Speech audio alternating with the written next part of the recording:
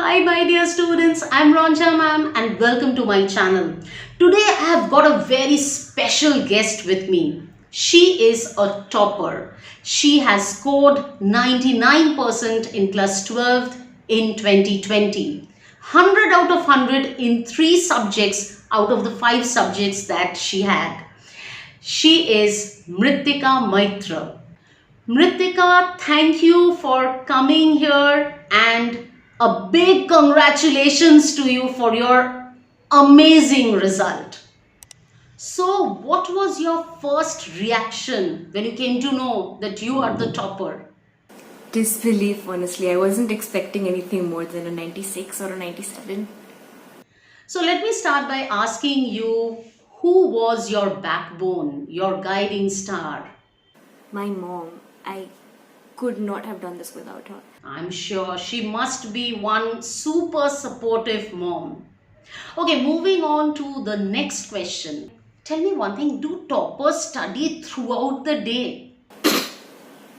No.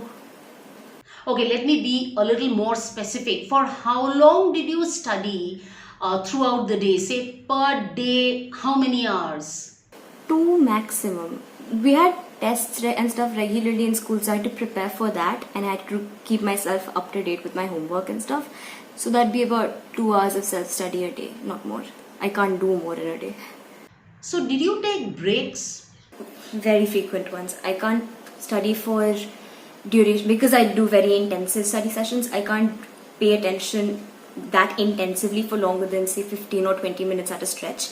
So I take short but frequent breaks, go make myself a cup of tea or something, and then come back and start afresh. Okay, now a very serious question. See, a student can't be excellent or confident in all subjects or all topics, even for a topper, I would say. There can be one subject or one topic which is very challenging, or if I put it in very simple terms, which is very difficult. So, how did you tackle that subject or that topic? What did you do exactly? There were entire chapters that were really, really hard to get down perfectly. But what I found helped was identifying my learning style. So I am primarily an auditory learner, and I'm also a kinesthetic learner, but that's hard to use in a classroom scenario. So Yes. given that I'm an auditory learner, I did most of my English coursework and because I had elective English as a subject as well, that coursework through audiobooks. Two is having realistic expectations, because for some subjects which are very content heavy, you need to cover a lot of ground, but you can't do marathon sessions that are intensive. Your brain will not be able to cope up with that much. So it's important to have boundaries and to know how much you can accomplish in a given period of time and do that thoroughly. So instead of targeting say 5 topics for 1 hour, it just personally for me made more sense to target maybe 2 topics, maybe 2 long answers, and get that done properly in 1 hour and then move on to something different. Did you go for reference books? Not really. I find revising from the textbook or my own notes or class notes or any additional material that teachers give us to be the most useful. It's useful if you're using it as a question bank. Did you solve practice papers like you time yourself and then you solve the papers? Yes, I had to.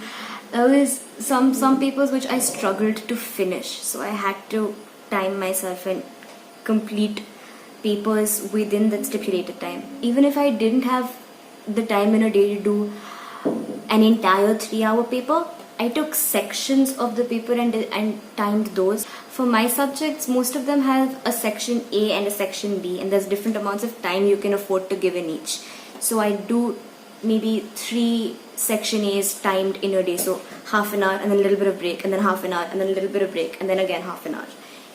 On days when I couldn't do a full 3-hour paper, but I did solve as many papers as I could fit. How many times did you revise? Tell us honestly. And I did revise 4 or 5 times, so yes, I'd say we do revise a fair bit. Okay, now another very important issue, a major concern for students, that's to complete the paper on time. So, what did you do for this? Um, I did have trouble completing papers, so I'd gone to a few teachers and a few seniors of mine who kept saying that increasing your writing speed is more important so you can fit a larger amount of content within the same amount of time. But that wasn't working for me because then I don't know if this happens with other people, your hand cramps up after a while and then becomes even harder to finish your paper, personally for me. So, what I found worked was identifying 5 key ideas that would have to be present in my answers, and writing precise, crisp answers rather than long, content heavy ones, and focusing on what's chiseled out and important, so that in 15 minutes or in 13 minutes per answer, I could optimize that time to write what is relevant and important rather than just cramming lots of information. Okay, now the next question. I always wanted to ask this question to the toppers. Do toppers get nervous? I don't think so. I mean, you have revised so many times. Why would you get nervous? You know what I mean? Like, you are sitting in the examination hall and the teacher is distributing the question papers, and right at that time, your heart is pounding and you have butterflies in your stomach. I get extremely nervous. Um, Okay, so in that case, how do you deal with it? How do you overcome it? I guess different people have different ways of doing it. I've seen friends just uttering a quick prayer before the paper is distributed. I've seen people panicking all the way into reading time.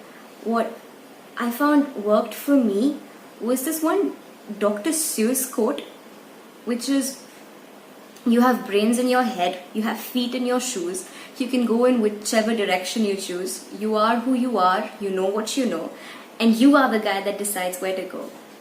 That I keep repeating that to myself because it helps me calm down and feel a little bit more in control of the situation. So that helps me. Now, a controversial question and a controversial issue. See, I have different types of questions for you. I'm asking a topper after all. So, this question is about social media. What do you think about social media? Do you think that were you there on social media, or were you totally away from social media? What did you do? I didn't. I was on social media throughout my exams. Um, Most of my study groups or my discussion groups, so to say, are on different social media platforms. So I couldn't afford to completely get off social media because then I would not be getting communication from school teachers. I wouldn't be getting my notes because we discussed work and then somebody sent an answer they'd written out and somebody else sent out an answer they'd written, and we compared answers, looked at preparations. That said, however, I guess it's important to know where the lines are and how disciplined you are and what your needs are. Okay, so what is your message to all the viewers? You know, the all the viewers are of course the students, and whether today or tomorrow they will be appearing in the board exam, and you know, board exam means a lot of tension. It is honestly not that scary. Your internal exams are scarier than the boards, honestly. It Because honestly, given how intensively our schools test us and how many tests we have and how often there are small little bits of syllabus tested and then large chunks of syllabus tested, by the time the boards come around, you've done the same questions over and over so many times, it's a little bit anticlimactic, honestly. It's not as scary as it seems. Pakka promise. Mrittika, I can't thank you enough for joining us. Students, I hope you found this video useful. All the best for your exam.